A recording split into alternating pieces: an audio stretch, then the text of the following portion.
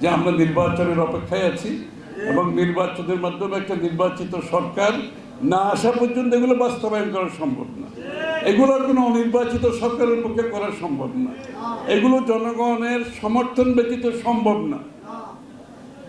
সুতরাং যত তাড়াতাড়ি সম্ভব বাংলাদেশে একটা নির্বাচিত সরকারের প্রয়োজন, এবং সেটা কোন দল চায় না চায় এটা বড় কথা না। গণতন্ত্রের প্রত্যাশায় বাংলাদেশের মানুষ আছে। আর কোনো কিছু কথা বললে আমরা দেশের মধ্যে বললেই ভালো, দেশের বাইরে গিয়ে বেশি কথা না বলে দেশের ভিতরে বললে, কারণ এটা তো বাংলাদেশের সমস্যা। এই সমস্যার বাইরে গিয়ে বলতে কোনো লাভ হবে না। আমাকে বাংলাদেশের মধ্যে বলে এখানে সমাধান করতে হবে, তাই না? আমরা যদি বারবার বাইরে গিয়ে এসব কথা বলতে থাকি তো বাংলাদেশের সমস্যার সমাধান হবে? সমাধান হবে না। এইখানে বলতে হবে, এইখানেই সমাধান, বাংলাদেশের মানুষের সমাধান। এবং দিনের সাথে সংস্কার বলেন, বিচার বলেন, যত কিছু বলেন, সমাধান বাংলাদেশের মানুষ। সমাধান দেওয়ার কেউ নাই। সমাধান দেওয়ার দ্বিতীয় কোনো অস্ত্র নাই, একটাই অস্ত্র বাংলাদেশের জন্য, সবাইকে জন্য। তা আসলে জিয়া রহমান সাহেবের পথে যদি চলতে হয়, আমাদেরকে মানসিকভাবে, সাংস্কৃতিকভাবে আমাদের চিন্তা বদলাতে হবে। আর নতুন বাংলাদেশের বক্তৃতা দিয়ে তো কোনো লাভ নেই যদি নতুন ধ্যান ধারণার চিন্তা আমরা আনতে না পারি। আমাদের নতুনভাবে ভাবতে হবে।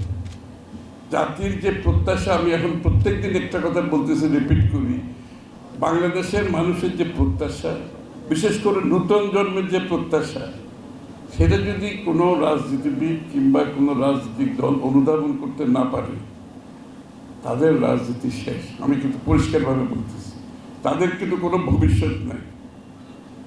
বাংলাদেশের রাজনীতি কত বড়, মানুষের মনে কত বড় পরিবর্তন হয়েছে আমরা অনেকে রাজনীতিবিদরা অনুধাবন করতে পারছি না। আমরা কিন্তু আগের ধারায় চলতেছি, ওই ধারায় বাংলাদেশ আর চলবে না। নতুন ধারায় চলতে হবে, নতুন চিন্তায় আসতে হবে। সময়ের দাম আছে তো। অর্থাৎ বিএনপির নেতা কর্মীরা এই যে কি বলে মেধাভিত্তিক যে রাজনীতি, সেই চিন্তার মধ্যে ঢুকতেছে এখন, ঠিক আছে?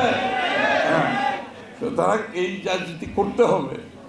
আমাদের বিরোধিতা যারা করছে তাদেরকে পরাজিত করতে হলে মেধাভিত্তিক রাজনীতি করতে হবে, শিখতে হবে, বলতে হবে, এবং নিজের কর্মকাণ্ডে সেটার প্রতিফলন ঘটাতে হবে, ঠিক আছে? আমরা আগামী দিনের জন্য প্রস্তুত হচ্ছি ইনশাল্লাহ।